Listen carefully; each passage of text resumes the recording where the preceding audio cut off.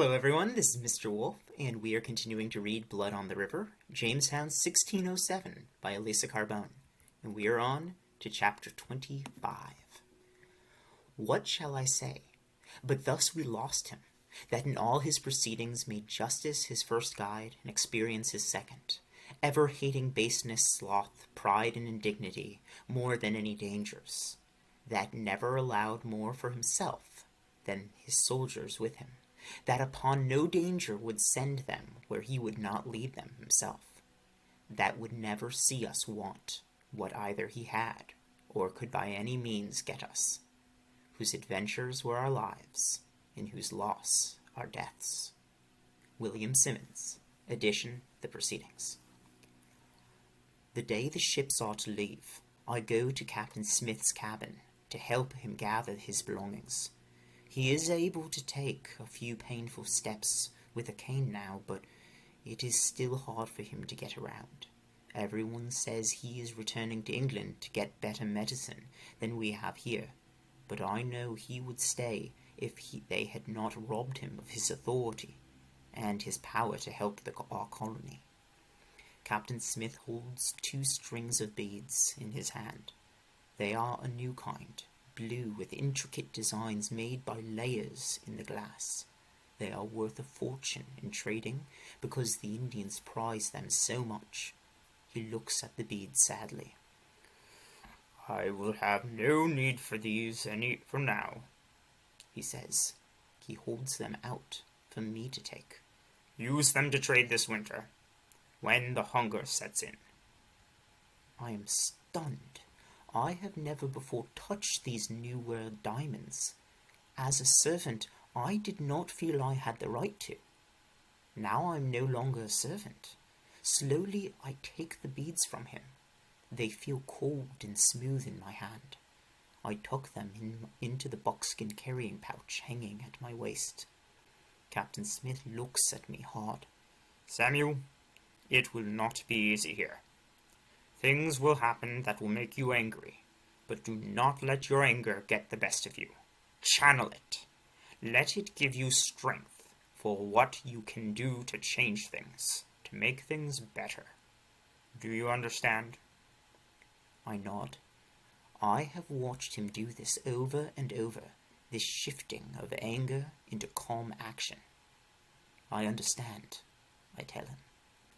He looks around the cabin as if he is wanting to remember it always. My throat is tight with tears, but I will not let them fall. I remember the first time I saw Captain Smith on the docks at Blackwall, how strong and brash he seemed. I remember how I hated the idea of serving him and learning from him. Then I think of how much I have learned from him, how much I have changed because of him. I search for the right words to say what I feel, but I can't find them. I'm sorry to see you go, sir, I say finally. Captain Smith stands a little straighter. I'll be back, he assures me. I'm not done with Jamestown yet. Then he does something that surprises me almost as much as the beads. He reaches out his hand to shake mine, as if I am his equal, as if I am a man.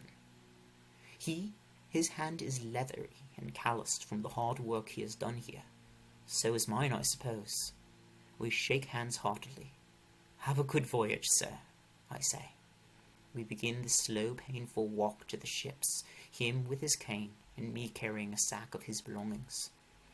I want to find you alive and well when I return, Samuel, he says good-naturedly. No starving, no dying from this summer sickness, no getting shot full of arrows.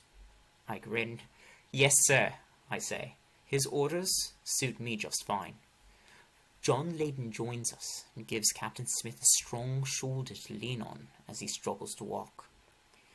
You have been a just leader, Captain, he says. What will we do without you?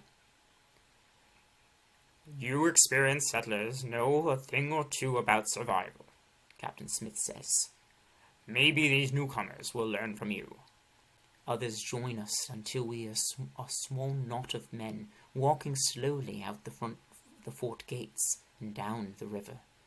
The men each have something to say. "You're the best president we ever had. You did more work than any of those gentlemen. Who will trade with the natives with you gone, sir? Have a safe journey, Captain Smith." The longboats are already making their trip back and forth to the motherships. Richard is there waiting for his turn.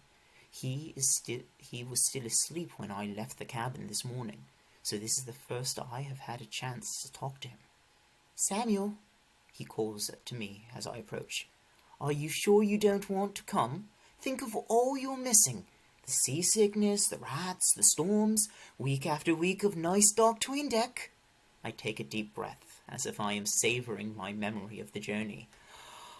The stench, and the way the slop bucket sloshed all over the place in the rough seas. I touch my hand to my heart. I will miss it. Richard laughs. "Maybe you should come with us," he says. "You can be an actor in one of Master Shakespeare's new plays." There are plenty of good things I can think about. England. Fields of heather blooming in the countryside, London's busy, exciting streets, the chance to visit my mum's grave. But I will stay here in Jamestown. I touch the beads through the soft buckskin of my carrying pouch. "I suppose you'll miss me terribly too," I say to Richard, continuing the foolery. Who will you have fistfights with if I'm not there?" He crosses his arms over his chest, and we just look at each other. The truth is, I will miss him terribly. "Richard, get yourself in that longboat or you're staying here!" Henry shouts. He is helping with the launch, and he has no patience. There is no time for long goodbyes. I ball up my fists and tap my chest, then my forehead, then Richard's chest and his forehead. "Goodbye, friend," I say. Captain Smith and Richard ride the longboat to the ship. It is not easy for Captain Smith to climb the rope ladder to the deck, but Richard and some of the sailors help him, and he makes it. They turn for one last look at the Virginia shoreline and our fort and the group of us waving at them. Then they are ushered below to the 'tween deck for the long journey home. Soon after Captain Smith leaves, it is clear we don't have nearly enough food to get us through the winter. When Chief Powhatan sends word that he will trade for corn, Captain Ratcliffe goes strutting around the fort, full of his own importance. "I will take 50 men, he announces. "We have piles of copper and beads, and we'll bring back plenty of corn to feed everyone. Captain Smith is not the only man skilled in trading. You will see how quickly we forget he was ever here." The new colonists are happy. They trust Captain Ratcliffe, and they feel confident we will be eating well all winter. But I still see that noose ready to strangle our colony. Then something happens that gives me hope. Hope for me and John Leyden and his family. Master Percy says we will build a fort at Point Comfort, about 30 miles downriver from Jamestown, near where the river meets the Chesapeake Bay. From there we will be able to protect Jamestown from a Spanish invasion. We'll stop the Spanish ships before they even enter the river. Soldiers will work to pile up dirt and mount artillery. John Leyden and I are being sent to build cabins for the fort. We will call our fort Algernon. I fear what will happen in Jamestown this winter, with its overcrowding and lack of food. And Jamestown is the heart of our colony. I believe that if the natives attack, it is Jamestown they will attack. But at Point Comfort, we will have only about 30 men to feed. We will have our own hogs, fish to catch, and oysters to dig. We will be just across the river from the Westcoyak village, where the people have become like my family, and very near the Kirkhoftons, who have been our friends because Captain Smith often stopped in to see them on his voyages. I have the blue beads and my Algonquin words. I will be very glad to spend the winter at Point Comfort instead of Jamestown. I happily gather up my belongings for the move to Point Comfort. Then I go to the Layden's cabin to offer to help them pack. When I enter the cabin, John is packing up his carpentry tools. Anne is sitting quietly watching him while baby Virginia sleeps in her cradle. "Are you already packed?" I asked Anne. She looks down and shakes her head. John doesn't even glance at me. I frown. "Why not?" I ask. "The barge will leave tomorrow morning." "She isn't coming," John says quietly. "What?" I blurt out. "But you have to come!" "No, I don't," Anne informs me. "I finally have lots of other women here to talk to and help me with the baby. And I want to stay safe within the palisades, not out there in the open, unprotected from the Indians. John will come to visit me whenever he can. I will stay here in Jamestown." I sputter, not believing what I am hearing. "It is much safer at Point Comfort," I tell her.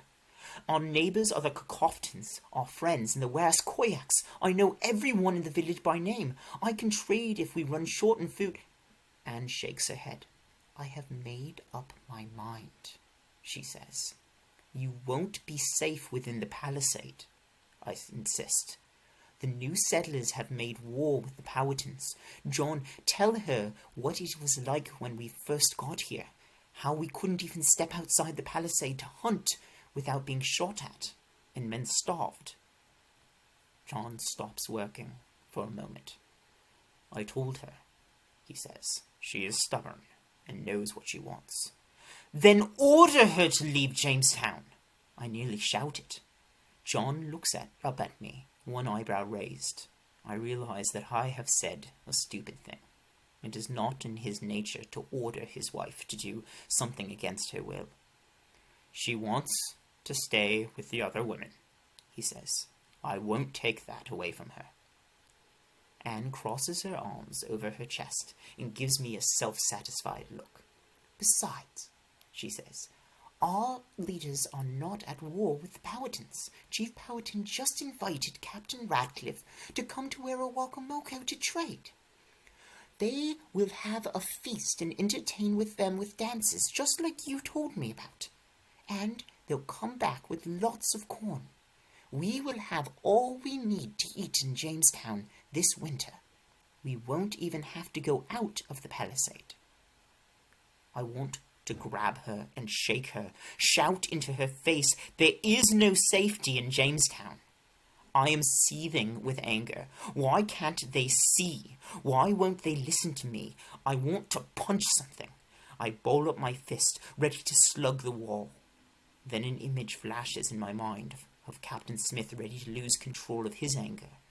Then of him taking a deep breath, focusing, calming, devising a plan. I hear Captain Smith's voice in my head. "Samuel, do not let your anger get the best of you. Channel it. Let it give you strength to change things." I take a breath. I try to calm the fury inside me. I walk over to the cradle where baby Virginia is sleeping. She is wrapped in a blanket, her eyes fluttering in sleep, her little mouth making sucking motions. She is so new, so innocent. I look at Anne.